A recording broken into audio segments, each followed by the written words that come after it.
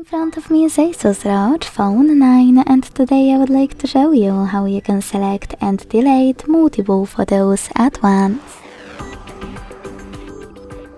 Begin by opening Gallery app and tapping on Photos or Albums at the bottom. Either way, after finding your pictures you wish to get rid of, hold one of them and pick multiple thanks to this icon at the top right corner.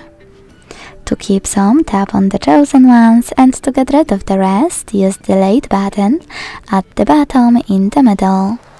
Then hit OK in the pop-up. Thanks so much for watching. If you enjoyed this video, leave a like, comment and subscribe. Bye!